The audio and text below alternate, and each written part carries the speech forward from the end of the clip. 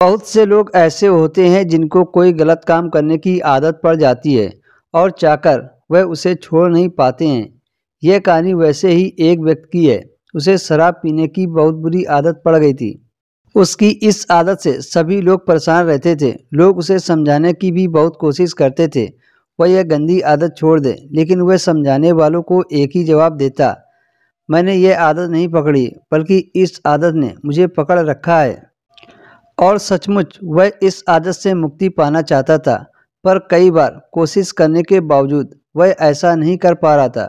हर बार समझाने के बाद कुछ दिनों तक तो अपने आप को शराब से दूर रखता था, लेकिन फिर वह शराब पीने लगता।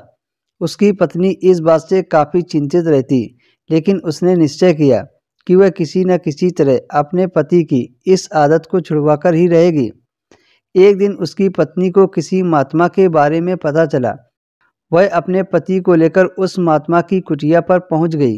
महात्मा ने पूछा, बताओ बेटी, तुम्हारी क्या समस्या है? पत्नी ने दुखपूर्वक सारी बातें महात्मा जी को बता दी।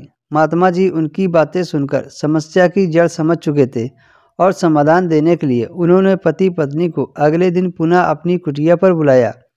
अगले दिन वे जब कुटिया पर पहुंचे तो उन्होंने देखा कि महात्मा जी ने एक पेड़ को पकड़ रखा है। उन्होंने महात्मा जी से पूछा कि आप ये क्या कर रहे हैं और पेड़ को इस तरह से क्यों पकड़े हुए हैं? फिर दूसरे दिन भी पति पत्नी पहुंचे तो देखा फिर से महात्मा पेड़ को पकड़कर खड़े हैं। उन्होंने जिज्ञासावश पूछा, बाबा आप ये क्या कर रहे हैं? महात्मा जी बोले, यह पेड़ मुझे छोड़ नहीं रहा है, आप लोग कल आना। उस आदमी को महात्मा जी का व्यवहार कुछ विचित्र लगा, पर वे बिना कुछ कहे वापस लौट गए। अगले दिन जब वे दोबारा आए तो देखा महात्मा जी अभी भी उसी पेड़ को पकड़े खड़े हैं। पति परेशान होते हुए बोला, बाबा आप ये क्या कर रहे हैं? आप इस पेड़ को छोड़ क्यों नहीं देते? महात्मा बोले, मैं क्या करूं बेटा, यह पेड़ मुझे छोड़ ही नहीं रहा है।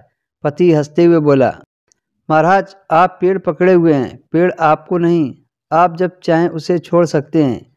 महात्मा गंभीर होते हुए बोले, कई दिनों से मैं भी तुम्हें यही समझाने की कोशिश कर रहा हूँ कि तुम शराब पीने की आदत को पकड़े हुए हो, ना कि यह आदत तुम्हें पकड़े हुए है।